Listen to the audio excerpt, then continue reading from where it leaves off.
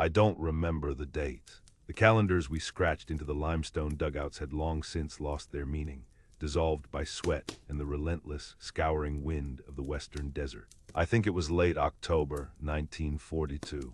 But my memory is a treacherous thing these days, full of holes and rusted edges, much like the chassis of a burnt-out tank. What I do remember, with a clarity that still wakes me in the shivering cold of a Birmingham night, is the heat. It wasn't the honest, humid warmth of the factory floor back home, where the air smelled of heated iron and industrious sweat. This was a spiteful, white heat. It stripped the moisture from your tongue and turned your eyelids into sandpaper. They tell you that war is loud, but they forget to mention the silence. That afternoon, the desert was holding its breath. The only sound in the universe was the friction of my own thumb rubbing a circle of flannel against the optical glass of a No. 32 telescopic sight. I sat cross-legged in the dust, the Enfield No. 4 resting across my knees like a holy relic. My hands, stained permanently with grease and carbon, moved with a mind of their own. They were factory hands. Before the king gave me a uniform, these fingers had assembled precision gauges in a plant that smelled of cutting fluid and predictability.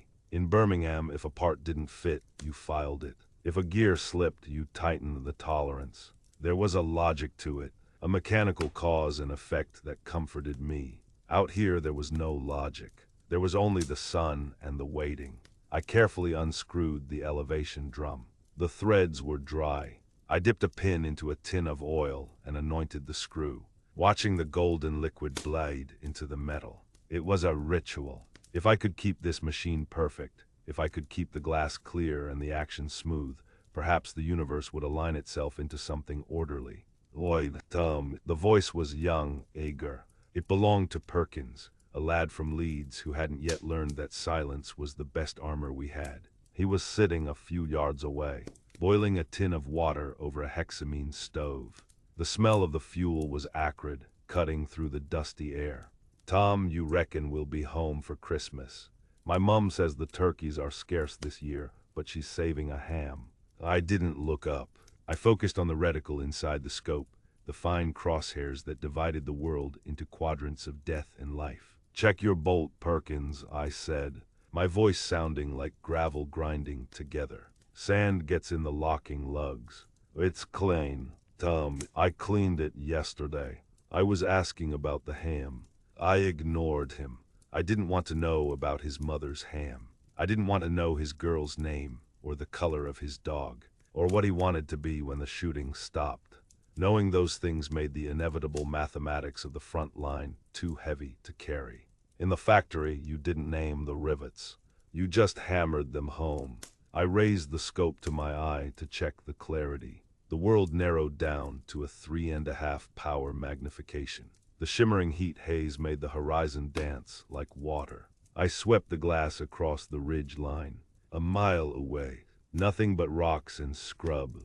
Then a flash. It was instantaneous, a shard of reflected sunlight stabbing directly into my pupil. I flinched, tearing the scope away, my hands flying to my face. For a terrifying second, the world went black, replaced by a searing purple afterimage. Panic, cold and sharp, spiked in my chest. It wasn't the fear of dying. Death was abstract, a paperwork problem. It was the fear of the dark. My eyes were my tools. Without them, I was scrap metal. I blinked furiously, tears streaming down my cheeks, trying to wash away the blindness. You all right, Tom? Perkins asked, half rising. Sit down, I snapped, rubbing my eyes until the shapes of the dugout returned. Blurry but present. Just glare. It took a minute for my heart to slow its hammering against my ribs. I looked down at the rifle. It was just a collection of wood and steel. Indifferent to my terror, I went back to cleaning it. It was safer to look at the mechanism than the horizon. If I kept my head down, if I focused on the tolerances of the trigger spring, I could pretend I was back on the assembly line.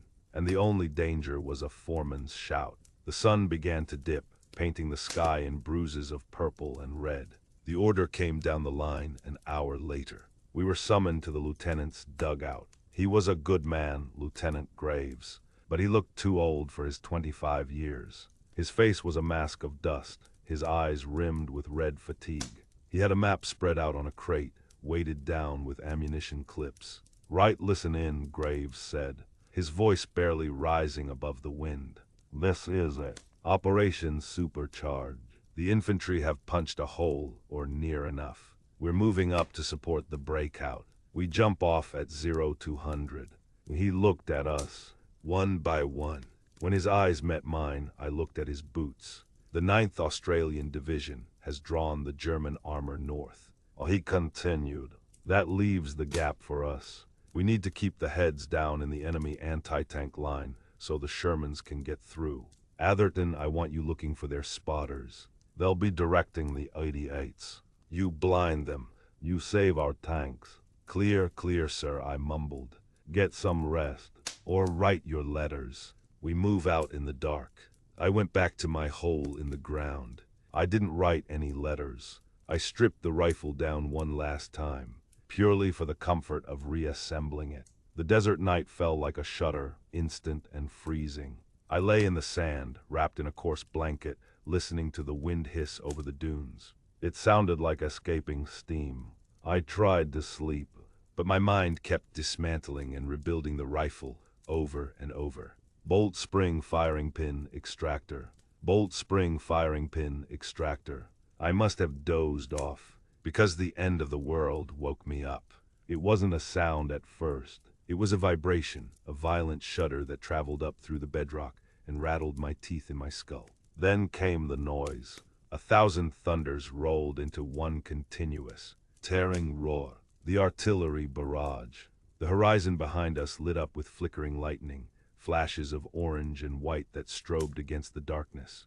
The shells screamed overhead, a freight train of steel tearing the sky apart. "This is it, lads. Get ready," the sergeant's voice was a thin, fragile thing against the cacophony. I grabbed my rifle. The wood was cold. I checked the scope caps. My knuckles were white, straining against the skin. I stood up, the sand cascading off my uniform. The ordinary world of the waiting, the clanging, the silence, it was gone. The machine had started, and we were being fed into the gears. We moved out under the canopy of the barrage. The ground beneath our boots was churned and soft, sucking at our steps as if the desert itself was trying to hold us back. We weren't marching. We were stumbling forward into a man-made storm. The air grew thick, tasting of cordite and pulverized stone. It coated the back of my throat, gritty and bitter. This was the threshold. Back at the factory, there were safety rails. There were warning signs. Here the only rule was chaos. The darkness was punctuated by the violent blooms of exploding shells ahead of us, illuminating the battlefield in strobe light horror. We were walking into the Devil's Gardens, the minefields. "Watch the tape. Stay between the white tape," someone screamed. I kept my eyes on the back of the man in front of me, stepping exactly where he stepped. My mechanical mind tried to process the sensory overload, but the inputs were too erratic. There was no rhythm to the shelling, no pattern to the tracers that began to stitch the darkness like angry fireflies. It was an engine tearing itself apart at full RPM. We hit the first line of enemy trenches just as the dawn began to bleed gray into the sky. The barrage lifted, shifting forward, leaving a ringing silence that was instantly filled by the chatter of machine guns. Spandau fire. It sounded like canvas ripping. "Down, get down," I threw myself into a shallow depression, the sand biting into my palms. The air above me snapped and hissed. I crawled forward, dragging the rifle, protecting the scope with my body. I needed a vantage point. I needed to apply the trade. To my left, Perkins was scrambling over a ridge. "I can see 'em," he yelled, pointing towards a cluster of rocks about 300 yards out. "Tom, they're setting up a..." The sentence ended in a wet thud. I didn't look. I couldn't look. If I looked, the logic would break. If I looked, Perkins would be a person, not a component that had just failed. I forced my eye to the scope. The world rushed into focus. The magnification cut through the smoke and dust. I saw them, 3 men in gray, wrestling a heavy machine gun into position amidst the rubble. One was shouting, pointing. "An officer." My breathing hitched. My heart was slamming against my ribs like a trapped bird, shaking my aim. I told myself. I exhaled, forcing the air out of my lungs until I was empty, until the crosshairs settled on the officer's chest. I applied pressure to the trigger, the familiar two-stage pull. First stage, take up the slack. Second stage, the brake. I was a machine. The rifle was an extension of my will. Just as the sear was about to release, the earth erupted 10 yards to my right. A tank, one of ours or theirs, I couldn't tell, had taken a hit. The concussion wave slapped me like a physical hand, throwing my upper body sideways. The rifle discharged, the round flying harmlessly into the sky. I gasped, sucking in dust, my ears ringing with a high-pitched whine. I looked through the scope again. The officer was gone. The machine gun was set up. They were firing. I slammed the bolt back, ejecting the spent casing. It spun away, glinting in the rising sun. My hands were shaking. The factory floor was steady. The concrete didn't heave and buckle. How was I supposed to work like this? How could you be precise in an earthquake? Move. We can't stay here, Graves was shouting, waving us forward. I scrambled up, my knees scraping against rock. We dove into a captured trench, a jagged scar in the earth filled with the debris of the retreat. Empty ration tins, discarded helmets, the heavy, sweet smell of death. I leaned against the trench wall, trying to wipe the grit from my scope lens with a trembling finger. The noise was absolute now. The roar of tank engines, the crump of mortars, the screaming. It was a symphony of industrial accidents. I looked down the trench line. I needed to find Perkins. I needed to tell him to keep his head down, to tell him that the ham would be fine. I looked back to where he had fallen. A mortar shell whistled, a short, sharp intake of breath from the sky. I curled into a ball, pressing my face into the dirt. The explosion was deafening, close enough to suck the air out of my lungs. The blast wave slammed me against the trench wall, knocking the wind out of me. Debris rained down, clods of earth, hot metal, pieces of kit. I lay there for a moment, stunned, tasting blood where I'd bitten my tongue. Slowly, painfully, I pushed myself up. The dust hung in the air like a thick, gray curtain. Perkins, I croaked. I looked over the parapet, towards the spot where the boy from Leeds had been. There was no body. There was no uniform. There was only a fresh, smoking crater in the sand, black and jagged. The geometry of the desert had been rearranged. Perkins hadn't been killed. He had been erased. I slid back down into the trench, clutching my rifle to my chest. I looked at the scope. The housing was dented. A small scratch marred the black paint. I stared at it, my mind reeling, trying to find the mechanical cause for a human boy to vanish into thin air. There was none. The machine was broken. The machine was broken, and the desert didn't care. Before I could process the void where Perkins had been, the air above us was shredded. A German machine gun, one of those rapid-fire nightmares that sounded like canvas ripping, opened up from the ridge. It was suppressing fire, heavy and hateful, chewing through the sandbags on the parapet. I instinctively raised my rifle, seeking the flash, seeking the source. I didn't think. I just moved. My eye pressed to the rubber cup of the scope. Then the world struck me in the face. Something shrapnel, a rock, a ricochet, slammed into the side of the weapon. The impact was a physical blow, snapping my head back. The rifle stock punching my shoulder. I fell back into the dust, gasping, clutching the Enfield like a wounded child. I looked at the rifle. The impact had caught the brass housing of the No. 32 scope. It wasn't just scratched. The tube was crushed inward, a jagged dent right in the center of the assembly. The lenses were misaligned. The delicate internal geometry, the series of prisms and glass that allowed me to see death at 1,000 yards, was shattered. I raised it again. Desperate, I looked through the glass. Darkness, just a swirl of gray fog and a black crescent where the brass had folded. I was blind. Panic, cold and sharp, flooded my chest. Without that scope, I wasn't a sniper. I wasn't a soldier. I was just a factory hand in a hole, waiting to die. I looked at Graves. He was screaming orders, firing his Thompson blindly over the edge. He needed me to suppress that gun. The whole section was pinned. If I didn't silence that nest, the mortars would walk their way down the line and turn us all into what Perkins had become. My hands started to shake, a violent tremor that rattled my bones. Abandon it. The voice in my head whispered. Throw the rifle down. Grab a grenade.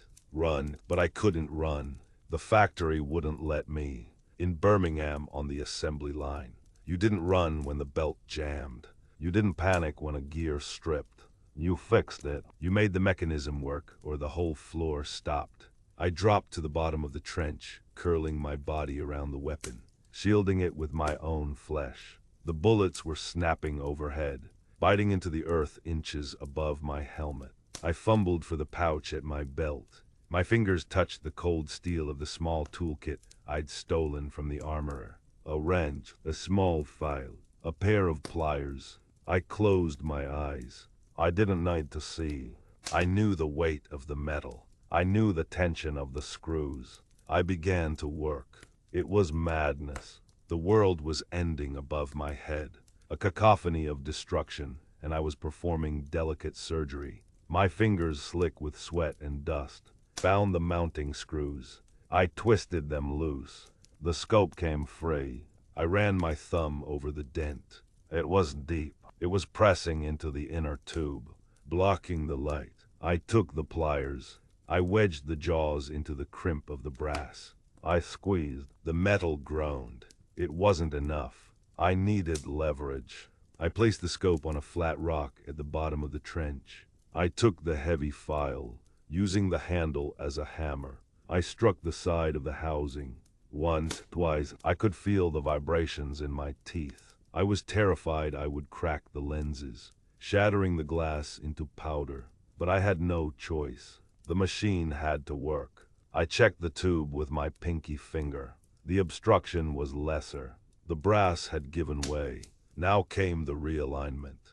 I reseated the scope on the pads. I tightened the screws, feeling the threads bite. I didn't have a collimator. I didn't have a target board. I only had the memory of how the metal felt when it was true. I torqued the front screw, then the back, balancing the tension, feeling for the point where the stress in the steel equalized. My breath hitched in my throat. It was done. It was ugly, scarred, and battered. But it was together. I stood up. The fear evaporated, replaced by a cold, mechanical calm. I was part of the assembly again. I slid the rifle over the parapet. I pressed my eye to the scope. The view was distorted. A spiderweb crack ran through the bottom left quadrant of the glass. The image was slightly warped, like looking through a fishbowl. But in the center, through the haze, I saw it. The muzzle flash, the gray shape of a helmet behind the gun shield. The distortion made the target swim, but I knew the machine. I knew the error. I compensated, shifting my aim slightly right, trusting the feel of the weapon over the lie of the lens. I exhaled. The noise of the battle faded into a dull hum. There was only the trigger brake, the sear releasing the firing pin, the explosion in the chamber. The rifle kicked. I didn't blink.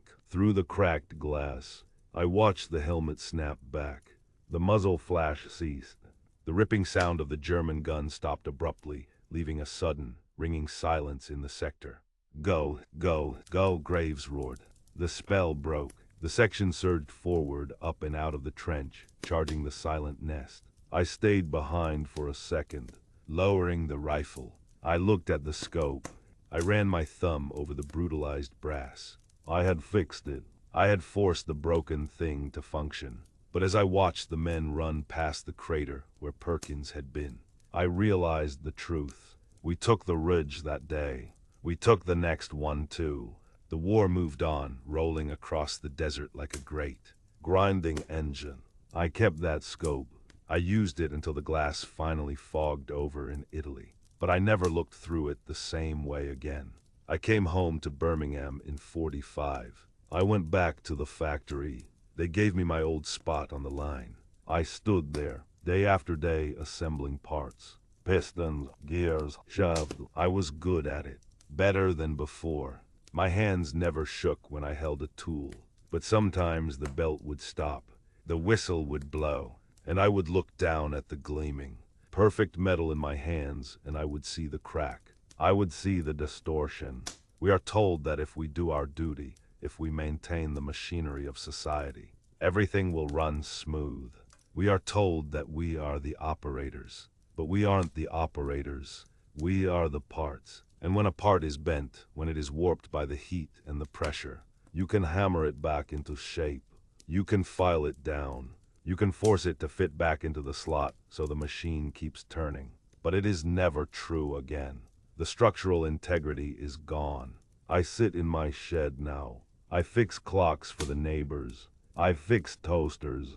I fix things that break because I cannot bear the thought of something being useless. I cannot bear the thought of the darkness in the tube. My wife, she used to ask me why I never talked about the desert. She asked why I didn't march in the parades. I couldn't tell her that I wasn't a hero. I was just a mechanic who learned how to cannibalize his own soul to keep the gun firing. I fixed the rifle, but I never fixed the view.